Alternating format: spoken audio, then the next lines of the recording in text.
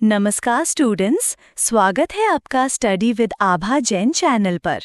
चलिए हम शुरू करते हैं क्लास 6 चैप्टर 2 एक जगत एक लोक कविता वर्कबुक सॉल्यूशन। निम्नलिखित प्रत्येक प्रश्न के उत्तर के लिए दिए गए 4 विकल्पों में से सही विकल्प चुनकर उसका क्रमाक्षर प्रश्न के सामने दिए गए खाली स्थान में लिखिए। 1. हम सबका जीवन डैश की कहानी है। ए. ऊंच नीच, बी. सुख दुख, सी. गरीब अमीर, डी. जाति पाति। Answer B. सुख दुख। 2. हमारा राग कैसा होना चाहिए। ए. सुहाना, बी. ऊंचा, सी. स्वादिष्ट, डी. पवित्र। Answer A. सुहाना। 3. डैश ही हमारा सच्चा धर्म है। ए. सज्जनता, बी. सुंदरता, सी. एकता, डी. मानवता। Answer D. मानवता। Next exercise. 2 कोष्ठक में से उचित शब्द चुनकर रिक्त स्थानों की पूर्ति कीजिए। 1. डैश है सुख दुख की एक कहानी। आंसर जीवन। 2. हर्ष भरे गाएं हम डैश सुहाने। आंसर राग। 3. राष्ट्रों में डैश यही कर्म हमारा। आंसर ऐक्य। 4. हिलमिल की लहराएं डैश का निशान। आंसर विश्व शांति। 5. हम सबके खून का डैश एक जैसा है। आंसर रंग। Next exercise. 3 सही वाक्यांश चुनकर विधानों को पूर्ण कीजिए। 1. हम सब मिलजुल कर डैश अ. स्वच्छता अभियान चलाएं। ब. शांति गीतों की रचना करें। क. विश्व शांति का झंडा लहराएं। आंसर क. विश्व शांति का झंडा लहराएं। 2. प्रकृति लोगों में भेदभाव नहीं करती, इसलिए अ. सबके रक्त का रंग लाल है। ब. वह सबको हवा, पानी और प्रकाश देती है। क. सबका शरीर एक जैसी हड्डियों से बना है। आंसर ब. वह सबको हवा, पानी और प्रकाश देती है। 3. ये सारा संसार डैश अ. एक मानव लोक है। ब. जादू की पुड़िया है। क. एक खुली हुई पुस्तक है। आंसर अ. एक मानव लोक है। नेक्स्ट एक्सरसाइज 4 निम्नलिखित प्रश्नों के उत्तर एक एक वाक्य में लिखिए। 1. हमारा जीवन क्या है। आंसर हमारा जीवन सुख दुख की एक कहानी है। 2. हम कैसे तराने गाएंगे। आंसर हम मानव जाति की समता और ममता के तराने गाएंगे। 3. हमारा कर्म क्या है। आंसर विश्व के सभी राष्ट्रों में एकता बनाए रखना ही हमारा कर्म है। 4. इस काव्य में प्रकृति के कौन कौन से तत्व हैं। आंसर इस काव्य में प्रकृति के तत्व चंद्रमा, सूर्य, भूमि, आकाश, हवा और पानी है। 5. इस काव्य के लिए आप कौन कौन से अन्य शीर्षक देना चाहेंगे। आंसर हम इस काव्य को ये शीर्षक देना चाहेंगे, एक विश्व, एक धरा तथा हम सब विश्व बंधु। 6. हमारा धर्म क्या होना चाहिए। आंसर सबकी प्रगति हो, सबको न्यारा मिले और मानवता की रक्षा हो, यही हमारा धर्म होना चाहिए। नेक्स्ट एक्सरसाइज है 5 निम्नलिखित प्रश्नों के उत्तर लिखिए। 1. हमारा जीवन एक सुख दुख की कहानी है, ऐसा कवि ने क्यों कहा है। आंसर सभी मनुष्यों के जीवन में कभी सुख के दिन आते हैं तो कभी लोगों को दुख के दिन भी देखने पड़ते हैं। किसी का सारा जीवन न सुखी होता है न दुखी। जीवन में बारी बारी से सुख दुख आते रहते हैं। इसलिए कवि ने कहा है कि हमारा जीवन एक सुख दुख की कहानी है। 2. एक जगत एक लोक, ऐसा कवि ने क्यों कहा है।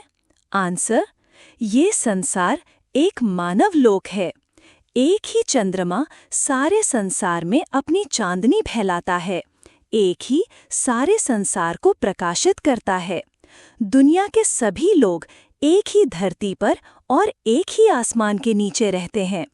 इस प्रकार प्रकृति के तत्व हम सब के लिए एक हैं। इसलिए कवि ने एक जगत एक लोक कहा है। 3. एक रक्त का अर्थ समझाइए। आंसर, मनुष्य चाहे किसी भी देश, जाति और धर्म का हो, उसके रक्त का रंग लाल ही होता है। रक्त के रंग की समानता से साबित होता है कि पूरी मनुष्य जाति एक है। भले ही हमारे रूप रंग भिन्न हों, पर भीतर से हम सब एक हैं। 4. घर घर में कौन सा मधुर गान गूंज रहा है? आंसर, संसार के सभी मनुष्यों के जीवन में हर्ष हो।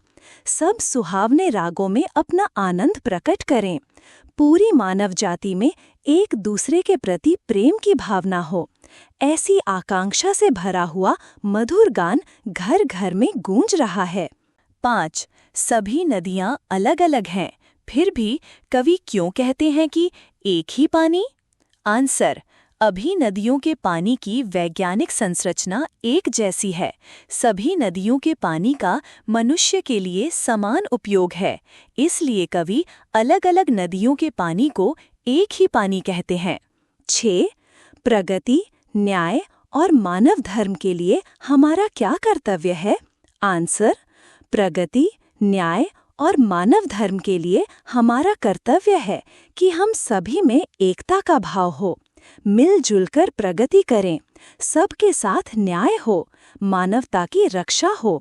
हम सब मिलजुल कर विश्व शांति के झंडे को लहराएं और अपनी एकता साबित करें। नेक्स्ट एक्सरसाइज है 6. शब्द सारणी। उपर्युक्त सारणी में कुछ शब्द दिए गए हैं। सार्थक शब्द ढूंढकर घेरा बनाइए और उसका वाक्य में प्रयोग कीजिए। उदाहरण, बाइबल। बाइबल धर्म ग्रंथ है। 1. महाभारत। महाभारत महाकाव्य है। 2. पारसी। पारसी अग्नि की पूजा करते हैं। 3. अवेस्ता। अवेस्ता पारसियों का धर्म ग्रंथ है। 4. मस्जिद। मुसलमान मस्जिद में नमाज पढ़ते हैं। 5. हिंदू। हिंदू मंदिर में जाते हैं। 6. गुरु ग्रंथ साहिब।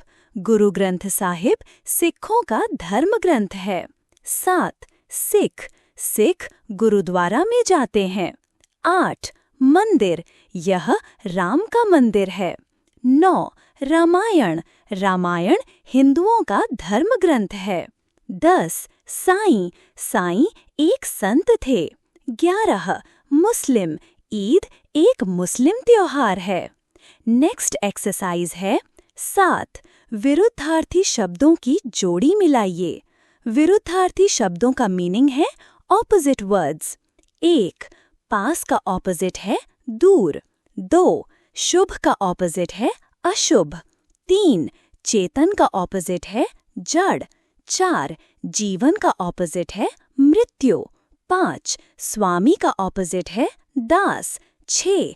प्रकाश का ऑपोजिट है अंधकार। नेक्स्ट एक्सरसाइज है 8. समानार्थी शब्द ढूंढकर घेरा बनाइए और लिखिए। समानार्थी शब्द का मीनिंग है सिनोनिम्स। 1.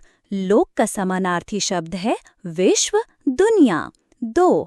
मान का समानार्थी शब्द है सम्मान, प्रतिष्ठा। 3. निशान का समानार्थी शब्द है चिन्ह, संज्ञा। 4. हाथ का हस्त, पानी। 5. अंबर का आकाश, आसमान, गगन। नेक्स्ट एक्सरसाइज है 9. प्रश्न 8 में दिए गए कोष्ठक में से आपने जो समानार्थी शब्द ढूंढे हैं उनका वाक्यों में प्रयोग कीजिए। उदाहरण, पानी। सीता ने पानी से पानी पिया। 1. विश्व। सारा विश्व देख है।